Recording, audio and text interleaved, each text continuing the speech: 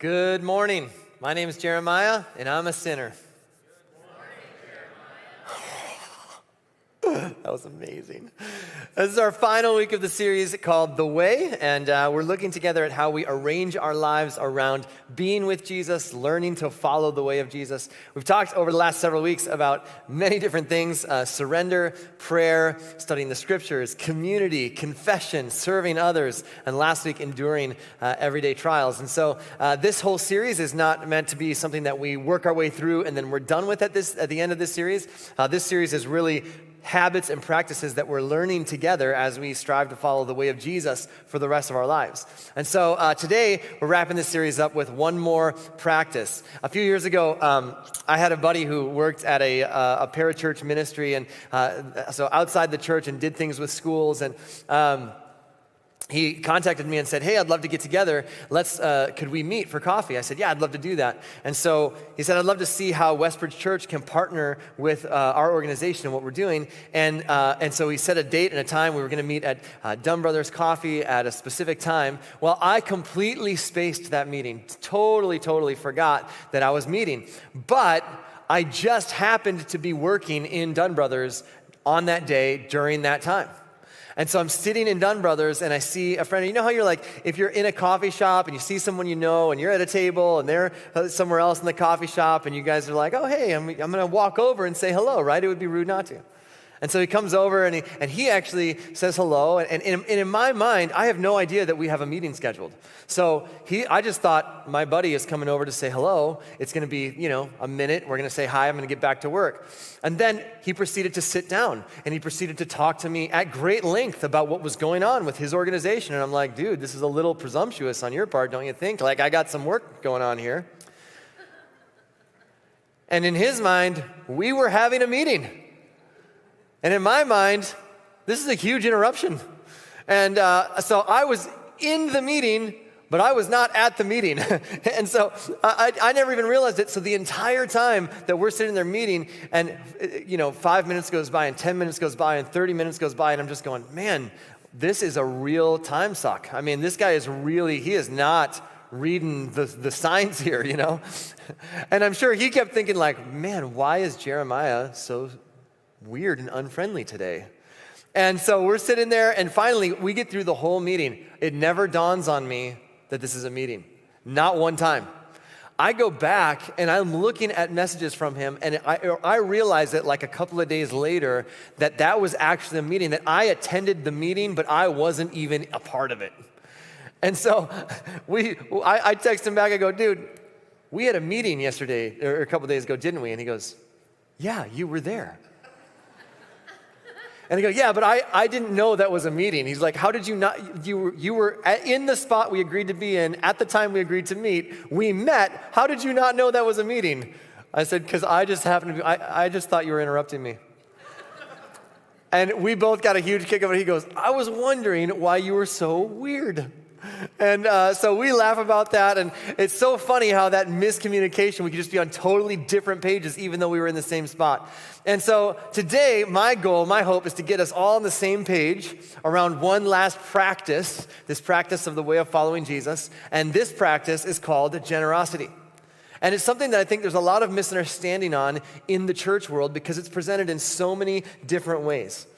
In a few weeks, we're going to celebrate Thanksgiving. And every single year, one of the most amazing things happens on Thanksgiving weekend. It's called Black Friday. And Black Friday, what's fascinating about this is in one single day as a nation, we pivot, we shift from thankful for to I want more. We move in one day, literally in hours, from grateful to a cart full. And it's fascinating. And I don't know about you, but it feels as if Black Friday is like creeping its way into Thanksgiving Day even. Like a few years ago, we were coming home from visiting family for Thanksgiving dinner. And like 10 o'clock at night, we waited on the interstate for about 45 minutes to get off on the exit to go home here in Albertville because the interstate was backed up because of so many people waiting to get into the outlet stores on Thanksgiving Day. It was incredible. And we spend one day being grateful, and then we spend 1 month getting our fill, right? And it's not all totally our fault, because here's what happened. It started several years ago, and I think part of it's human nature, but as we've gotten into the society that we're a part of, Several years ago, probably 15 years ago, I got my first social media platform. It was called MySpace. It was pretty awesome. Anybody else have a MySpace account? Is it still active? You still have an active MySpace account? If you're watching online, put an exclamation point in the chat if you had a MySpace account. And MySpace was this incredible platform, and it took me forever to realize that Tom, he was friends with everyone on MySpace, and I'm like, why? I don't know Tom. How does everyone know Tom? I don't understand. And he was always in my top 5 friends. You remember this? Like I had to cut out one of my top 5 friends because I'm sorry, I'm friends with Tom. I don't know who he is, but you know Tom. I see that he's in your top 5. Anyways, then what happened was Facebook came along. And Facebook was pretty fun because you could actually put flair on the wall. You could pin different things and you could write on people's walls and they write on your walls. And then what happened is Facebook learned how to monetize their platform. And Facebook discovered we can do ads. And this is actually going to make us millions and even billions of dollars. In fact, Facebook learned how to monetize it so that every day I will see ads of things that will make my life better. So now every day when I get onto Facebook, I can be reminded of the fact that I don't have the newest, hippest glasses. I can be reminded of the fact that even though we have a bonfire pit in our yard, I don't have a smokeless bonfire thing that can go on my driveway, so I need one of those. It reminds me of the fact that I don't have the right hunting equipment, and I don't even hunt. I'm not a hunter, but when I see the ad for the hunting equipment, it's like, man, I should take up hunting. It's unbelievable. I need more pottery for my barn, right? I don't even have a barn, but I want to build a barn now for all the pottery that I'm going to get to put in there, you know? And we're constantly dissatisfied with what we have because we live in a culture that constantly reminds us of what we don't have, all that there is. And if we're not careful, we will head into the holidays here in just a few weeks, and this will become the season of discontentment. And even though we have food, and even though we have clothing, and even though we have shelter, and even though we have smarter than ever phones, and even though we have flatter than ever television sets, this is going to be the season where we're reminded that we need all of that stuff to be upgraded. We need the upgrade. Now, I know this is crazy, but a long time ago, in a galaxy far, far away, people would actually use things until they broke. That's just what they did. They would just use it, and then they would use it until it broke. Who would do that when there's something newer and better and faster? That's crazy, right? And then when they broke, do you know what they would do to them? They would fix them. Isn't that crazy? Like if something broke, they would fix it. I mean, the good news when something breaks now is that you have an excuse to go get a new one, right? Why would you fix it? And my problem and your problem is just about every single day we see one of just about everything that we don't have and that we didn't even know we needed until we saw it. And it just so happened, I don't know if this happens to you, but it just so happens that when I do see something that I didn't even know existed, but now that I know it exists, I absolutely need that thing. I can also be pointed out by these social media platforms that I might also like this item. That here's another item that, oh, if you like this, you might also like this. And then when I look at that, they're going to tell me that these are a bunch of other related items that I've viewed that are also related to items that I've viewed in the past. And based on me viewing those items, there are customers who bought this item because they bought that item, and that a lot of people frequently buy these items together. Isn't that good news? So now I never have to wonder. How in the world do you stay content in a world where everyone knows what you're buying and they keep dangling it in front of you? And if we're honest, the problem isn't what we don't have, it's awareness of what we could have. And herein lies one of the biggest lessons we can learn in life. And this isn't even a Bible lesson or a Christian lesson. This has nothing to do with being a Christian or following Jesus. It's just a principle of life. And here it is. Awareness fuels discontentment. Awareness fuels discontentment. Even if you're like, man, I'm not even a Jesus person, I'm not even a church person, but somehow you stumbled into this, this is just something you should latch onto and understand. The reason you're so discontent with what you drive and with where you live and how high your ceilings are and the finishes on your cabinet doorknobs is because we're so aware of what other people have and we're so aware of what is available. This is why getting more stuff doesn't solve the problem.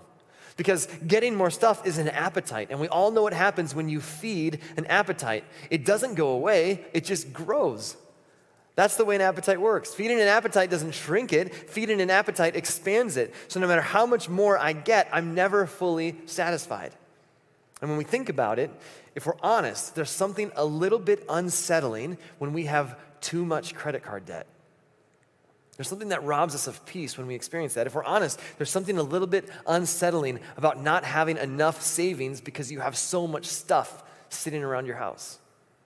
If we're honest, there's something a little unsettling about not having any financial margin, because if you don't have any margin, then you really don't have any peace, no matter how much money you make, because peace is found in the margin.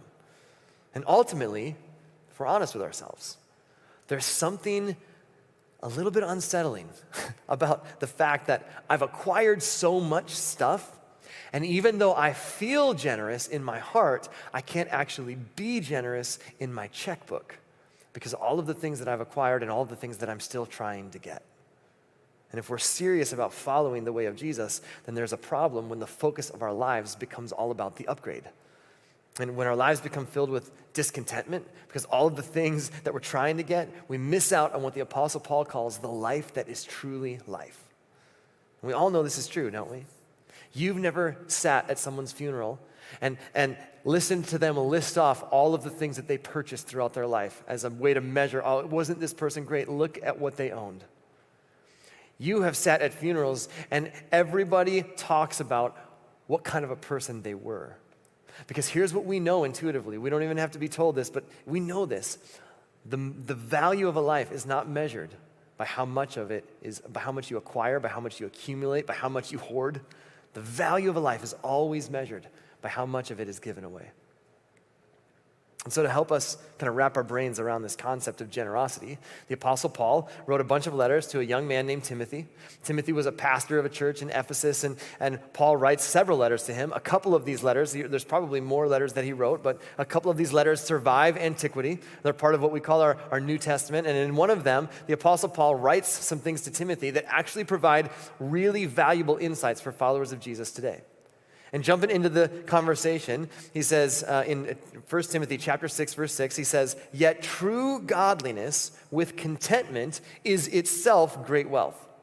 Hey, Timothy, you want to have great wealth? Let me tell you what great wealth looks like.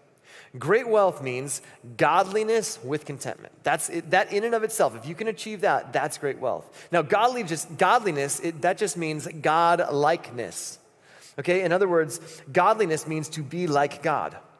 Well, how can I be like God? Well, the New Testament authors teach that if you want to be like God, you put others ahead of yourself. That's what it means to be like God. God-likeness is being more loving because God is love. And when you're more loving, you're more like God. And the more that you put other people ahead of yourself, the more that you put other people in front of you, the more that you put them first, the more like God you're becoming. That's the message that Jesus came to deliver. For God so loved the world that he gave. Now, in the Old Testament, sort of the law of Moses and the writings of the prophets, the idea was that godliness means staying away from anything that would contaminate me or make me unclean. The way that I become godly is that I stay away from things that will make me unclean. But Jesus came into the world and he reversed that. He said, no, I'm going to run toward the messes. I'm going to run towards, and touch untouchable people. But instead of me being contaminated or infected with their sickness, they're going to receive my healing.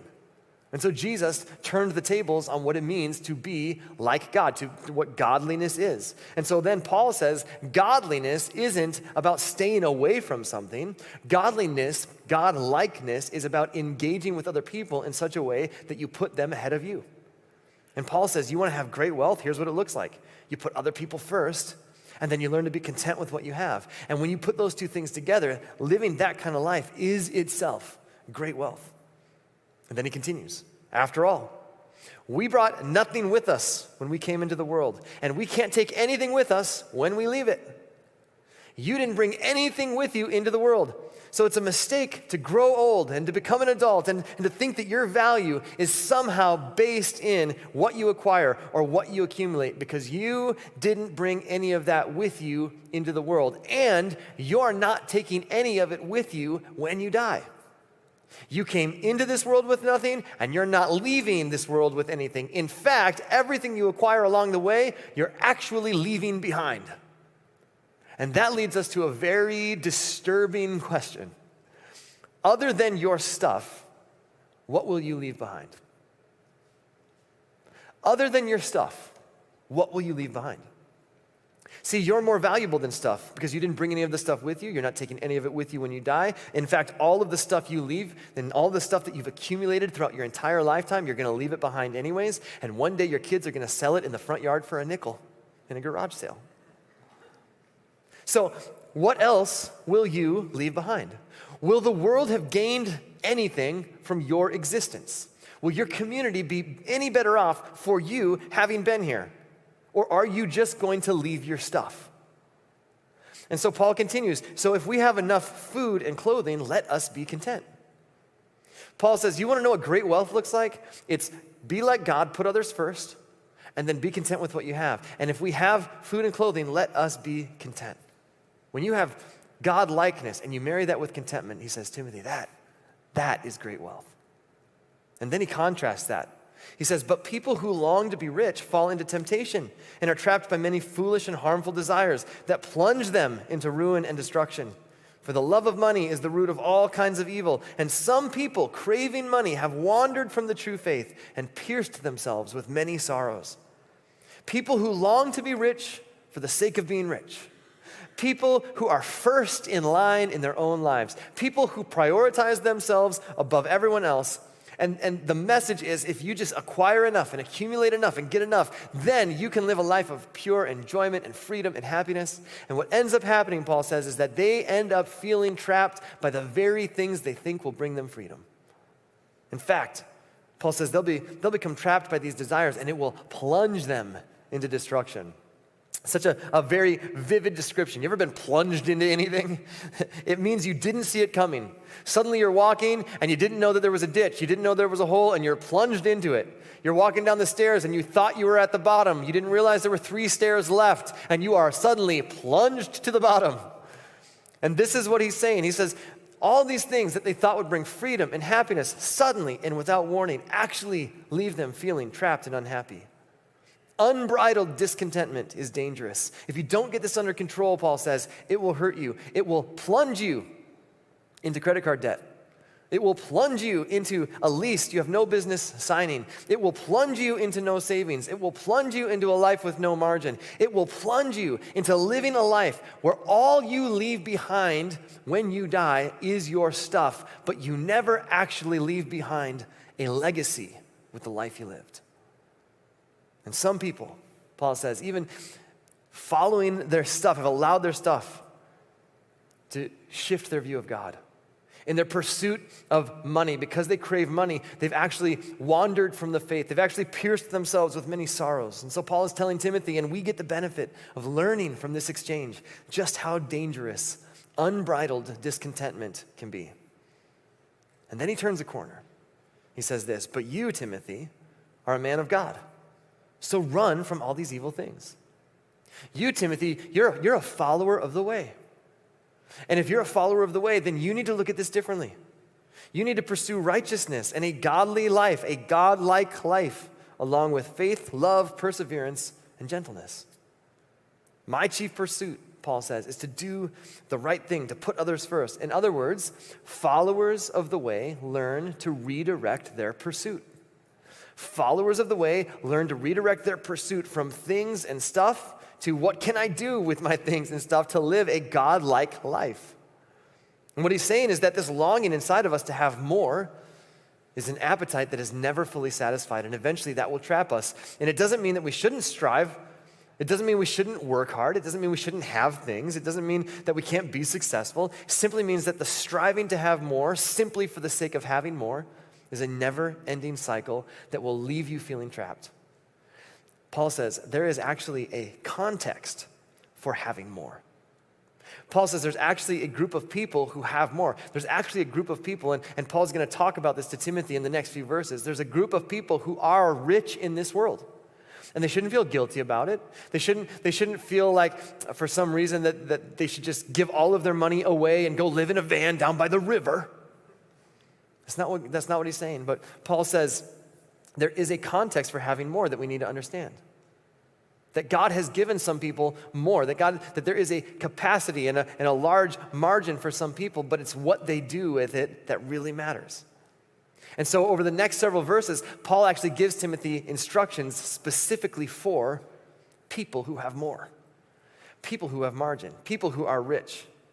Here's what he says to them. Number one, recognize what you have been given. Recognize what you've been given. Listen to what Paul writes in this letter in the next several verses. In verse 17, he says, teach those who are rich in this world not to be proud. Teach those who are rich in this world not to be proud. And then over the next several verses, he's going to tell him, here's what you need to instruct people who have more, who have extra, who are rich in this world. Now, Paul realizes there are specific instructions that rich people need that regular, everyday people just don't need. That rich people have unique layers of complexity and stress that normal people simply don't have to deal with. And here's why we're oftentimes tempted to skip over these verses, because we think that Paul is talking to rich people. And here's what we think. That's not me. I'm not rich. Let's take a look at some of the unique issues that rich people have to face. See, rich people have to do financial planning or even estate planning. Rich people know that they're probably going to run out of time before they run out of money. And so what they have to do is, when they die, they're going to have leftover money, so they have to take some of their money that they have today, and they have to pay someone to plan out what to do with their leftover money. That's a rich person problem. What am I going to do with the money that gets left behind? That's a rich person problem. Rich people overeat. They have so much food in their house that they throw old food away to make room for new food. They have to think about things that, see, normal people don't have to think about this stuff. That's a rich person problem. What are we having for dinner? Leftovers. That's a rich person problem. This food has been, you open up the Tupperware and you're like, that's got 4 weeks worth of mold growth on it. We're going to toss that. That's a rich person problem, right? Rich people have packages that show up from Amazon and they go, I wonder what's inside of that. I forgot what I ordered. And it just shows up, and you get a notification on your phone. This is what came from Amazon. You're like, I should open that because it's got my name on it, and I don't even know what's inside. That's a rich person problem. It's just a part of being rich. Rich people go to their kitchen, and they have cabinets, and they have counters, and they have a sink and a refrigerator, and they rip it all out even though it still holds things. And then they take all new cabinets and counters and sink and refrigerator and they install it in, but then they complain about the construction process in the meantime when they took out the old stuff because they're putting in the new stuff. That's a rich person problem. It's a lot of social pressure when you're rich. You have to look a certain way and pay attention to style. I mean, I've heard of this, that sometimes rich women will, I've never seen this personally, but I've heard this happens, that they'll stand in front of a closet full of clothes and say, I have nothing to wear. That's a rich person problem. And oftentimes, rich people are, they have problems clearing out all of the summer stuff out of their garage so that they can get the car in for the winter. That's a rich person problem. A lot of people don't have a house. Rich people keep their cars in a house. It's amazing.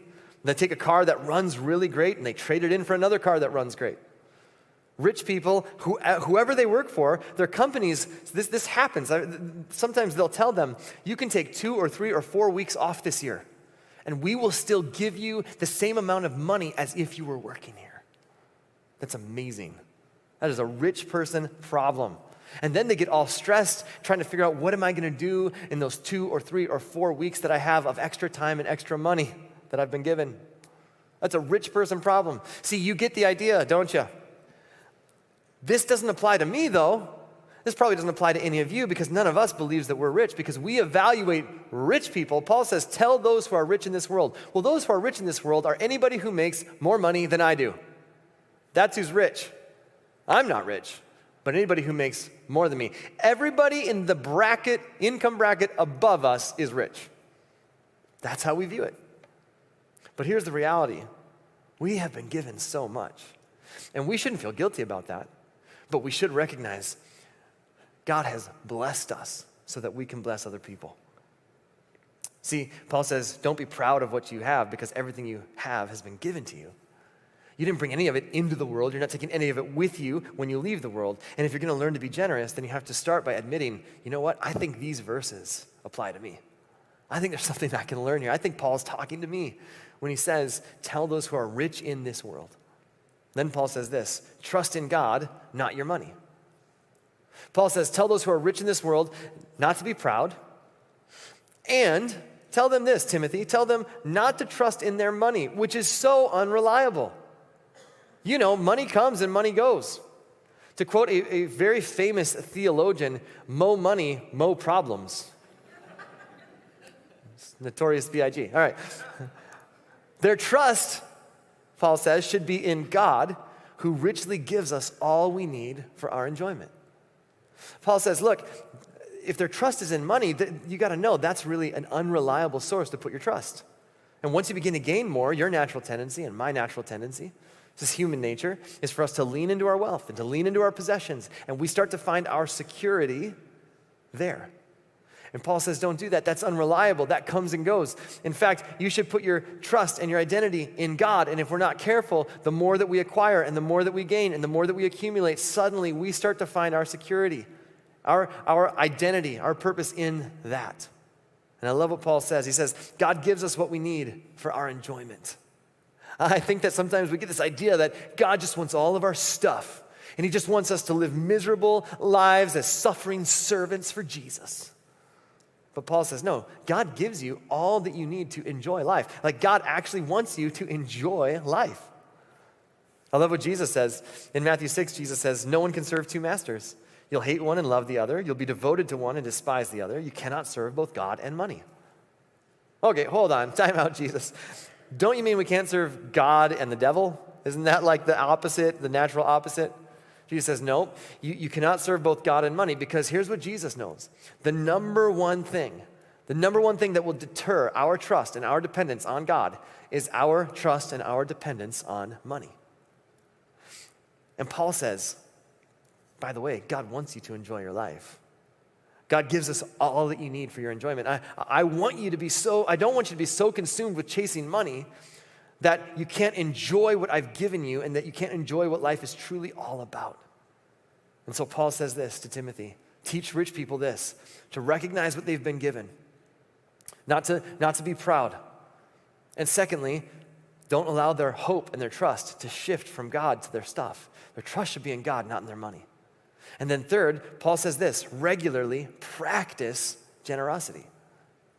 Regularly practice generosity. It's one of these things that you have to do over and over and over and over and over again.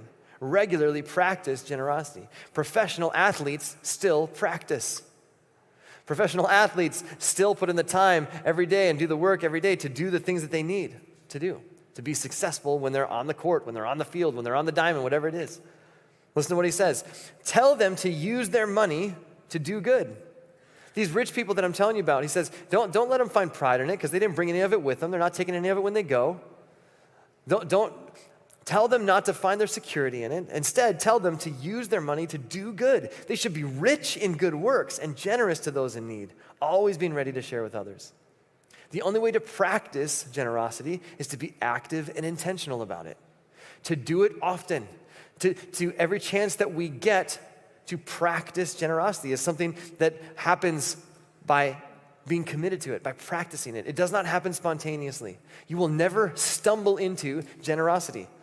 And when you don't regularly practice generosity, when you don't regularly use what you have been given to give away to serve others, you drift back into pride. You drift back into trusting in your stuff. And Paul says, you want to experience great wealth? God-likeness, married with contentment, is what great wealth looks like. And if you're going to be rich in good deeds. If you're going to be rich in generosity towards others. When people look at you and think, man, they sure have a lot, the response should be, yeah, they do, but man, they sure do a lot with what they've been given. And if you don't, God's not saying you're a horrible person. God's not saying you're a sinner. It's just that you'll end up leaving your stuff behind because everybody leaves their stuff behind. You may just not leave a legacy behind. And that would be a shame, to know that God gave you so much stuff and all you did with it was leave it all behind. And so Paul says this: develop an eternal perspective. Develop an eternal perspective. See, followers of the way of Jesus have learned to view this life through the lens of eternity. Followers of the way of Jesus have discovered that there is more to this life than this life. And if I'm able to somehow view this life through the lens of eternity, it changes the way that I live this life here and now.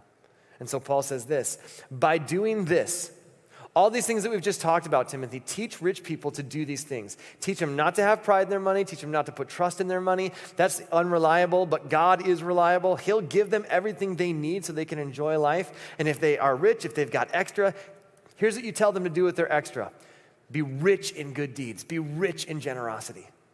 And then he says, by doing this, by living that way, they will be storing up their treasure as a good foundation for the future so that they may experience true life, or that they may take hold of the life that is truly life. That means this life is not all there is to this life. That means every single time that you recognize what you've been given and you put your trust in God instead of your stuff and you practice generosity, you are taking hold of the life that is truly life. You will take hold of life-giving life, life-producing life. You will take hold of a life that is worth living. You will take hold of a life that leaves life in its wake and doesn't just leave stuff in its wake. You are experiencing here and now what it really means to live as a part of God's kingdom. You're becoming like God because you're investing first in something that makes a difference in the lives of others for eternity. And see, here's the reality. Guilt rarely motivates people to generosity. Awareness of need rarely motivates people to generosity. You know what changes people's hearts towards their stuff, towards generosity, towards seeing it in the appropriate relationship? It's realizing every time that I bring back to God a percentage of what He has entrusted to me and given me, I'm investing in eternity. Every time that I do that, I'm actually taking hold of the life that is truly life. Life becomes life when it's given away. This is how you leave something behind that isn't just a bunch of stuff. That's what true wealth is. Because the value of life is never measured by what was accumulated or hoarded or consumed. The value of life is always measured by how much of it is given away. So, let's enjoy what God has given us, but let's not be trapped by what we have. And let's not plunge ourselves into the trap that somehow our net worth determines our self-worth. Let's regularly practice generosity where we put someone else ahead of ourselves financially. And so today, I want to give you a simple way to do that. And then I want to show you something from one of our partners around the world. See, something that I learned several years ago, about 20 years ago, and that we've been putting into practice in our life, and something that we're teaching our kids. And this isn't on your outline anywhere, but I'd encourage you to write these 3 words down. And here it is. Give, save, live. Write that on your outline, write it on your phone, write it in your notes somewhere. Give, save, live. Give, save, live. We've gone through this with our kids. We're teaching them to put this into practice. And if you'll live your financial life this way, you will always be generous and you will always have peace. Give, save, live. First thing we do, and we break it down for them, we call it 10-10-80. 10-10-80. First 10% of everything that I get, I'm going to give it back to God through my local church. I'm just going to do that. I've been doing that since I was 10 years old. My parents taught me to do that. I plan to do that with every dollar that I ever receive for the rest of my life, because the value of a life is measured by how much of it is given away. And when you give back to God first through your local church, what you are doing is you are taking hold of the life that is truly life. And I'm telling you, I do this, my family does this, my kids do this, and I'm teaching this not because I want something from you. I'm not telling you this because we just need all of this from you. The church is doing great. You're already generous. So many of you are so generous. I'm not saying this because I want something from you. I'm saying this because I want something for you. I want you to be able to grab hold of the life that is truly life. So you give.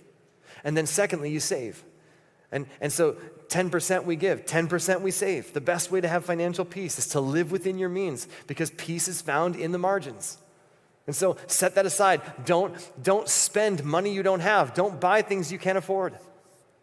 And finally, live on the rest. And by structuring our finances around give, save, live, it frees your heart. It frees your heart to enjoy your life, to live with peace, and to be generous on a consistent basis. I want my life to leave a legacy. But I also want Westbridge Church to leave a legacy. And that's why this last year we started something called the Legacy Project. We said we don't just, our story can't be that we built a building in 2019. Our story can't be that somehow we survived 2020. Our story has to be more than that. We have 5 global partners that we're supporting throughout the year, and we're working to schedule trips with those partners throughout 2021. And our goal is before the end of the year, we want to lock in each of those trips so that you can go to see what your generosity is doing in different parts of the world. That when you go on a global mission trip, it's not just, oh, I'm going to go and help people, but I actually get to go and see what our generosity is doing in this part of the world. In fact, we sent one team to the Dominican Republic last year, and the nation was kind of shutting down on their heels, like closing behind them. They were able to get home, but we take 10% of everything that comes into the church. So we are practicing this as an organization. We're not just asking you to do this and I'm living my life this way, but we're saying, look, as an organization, we're taking 10% of what comes in and we're giving it away to 5 global partners. And everything that comes in, we give it away each month to our 5 global partners that are doing incredible things around the world. One of those is in Dominican Republic. Check out this update that they sent us this week. Watch this. Hello, my name is Kristen Wolford. I live in the Dominican Republic with my husband Joselo and our boys Elliot and Evan. I want to start by thanking you for choosing the Dominican Republic and our ministry Ramas Vivas for your legacy project. God is doing wonderful things through our partnership, and I'm excited to tell you a bit about it today. My journey in the Dominican Republic began with a mission trip in 2004. I went with others from my church to build homes, teach Vacation Bible School, and share the hope we have in Christ with people living in poverty there. That trip, the people I met and the things I saw changed me. I went on several trips over a period of 5 years, and God continued to reveal to me his heart for the Dominican people. The work we were doing during our short trips was good, but there were people living in the Dominican Republic who could be serving all year long. God called me to unite, equip, and empower the indigenous people in missions. For the past 10 years, we have been building a team of leaders who are passionate about sharing Christ. With discipleship classes, leadership conferences, Bible studies, and opportunities to serve every week, these young people are growing as leaders and making an impact in their communities. We have developed a ministry that reaches nearly 300 children. Our volunteers go out to pray, worship, teach God's word, help with reading and writing, and share the love of Jesus with these children and their families week after week. In 2020, the coronavirus made life especially challenging for people who live day to day. We responded by bringing groceries to some of the most vulnerable, praying with the families and encouraging them to continue trusting in God, who sees their need and has more than enough. No es fácil la situación para nosotros. Tenemos niños pequeños. Aquí en la casa yo ¿Cuántos tengo. viven aquí? Son 9. 9. Somos 9 niños que Y, nada más, y no trabajan todos. No, la única que trabajo soy yo. Y ahora mismo no No trabajan. estoy trabajando. El de marzo no trabajo. Wow. Desde el 27 de marzo no estoy trabajando. ¿Cómo? Lo que Dios me ayuda, que encuentro cada día con mis hijos. Amén. De nada, gracias. Muchas gracias y muchas bendiciones para ustedes. Amén. Since March, we have not been able to meet with the children in large groups. So we have started a mentorship program in which our teachers visit children from single-parent homes to assist with homework, do a Bible study together, set goals with the children, and enjoy one another with games and activities. We responded when the flooding from Tropical Storm Isaiah devastated so many homes in our city. Through donations from people like you, we were able to give mattresses to people who were left sleeping on the floor. And we gifted things like stoves and washing machines to people who lost everything. In September, we built a home for a single mother who had been sleeping in the living room with her 5 children in her mother's humble home. These are just a few ways that Ramas Vivas is serving in the Dominican Republic. Local people are working as a team to be the hands and feet of Christ in their neighborhoods, and it is a beautiful thing.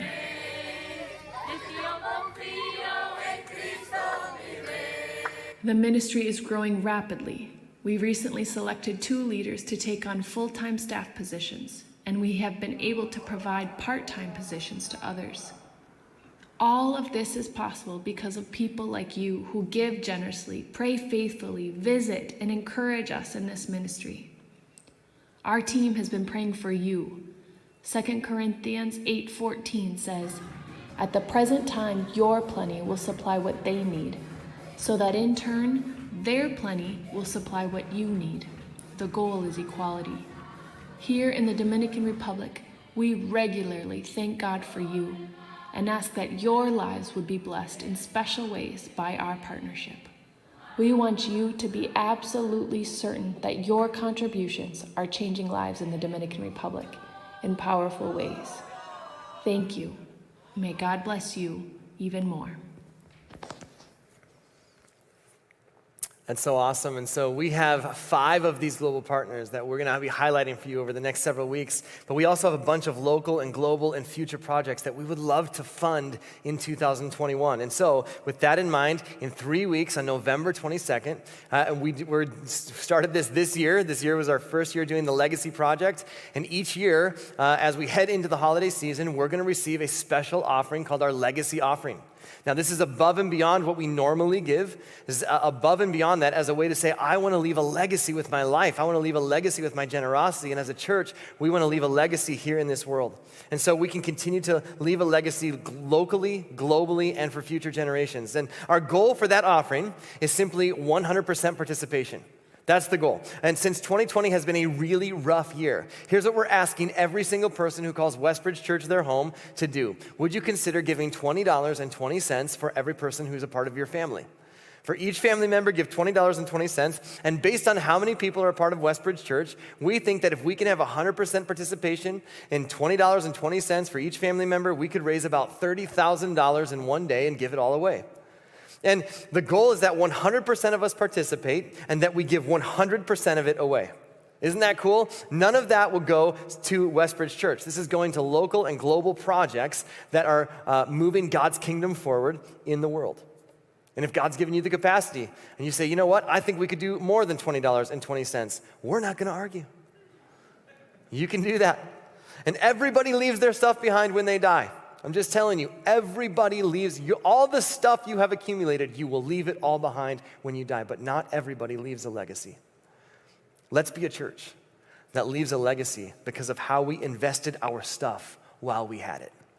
For God so loved you, for God so loved me, for God so loved the world that he gave his one and only Son, that anyone who believes can have the life that is truly life, eternal life. If you've never said yes to the invitation to be a part of God's family, regardless of if you're here in the room watching us online, you can say yes by agreeing with this simple prayer as we close. God, please forgive my sins. Forgive me for the times I've walked away from you, and thank you that you never walked away from me. And I pray, adopt me into your family. Make me your son. Make me your daughter. Make me a new creation. I want to be born again into your family. And then help me to trust you, to follow you, to take hold of the life that is truly life. And God, for each and every one of us, we recognize we can do that when we live generously, when we recognize what we've been given, and we don't put our hope and security in our things, but we find our hope and security in you. It frees us. It frees us from the trap that our identity is found in our stuff, that our security is found in our stuff, and it frees us to be generous with what you've given us. And so we pray, may we be people, and may we be a group, and may we be a church that leaves a legacy because of how we handle however much or however little has been entrusted to us. We commit that to you, and we pray this in your name. Amen.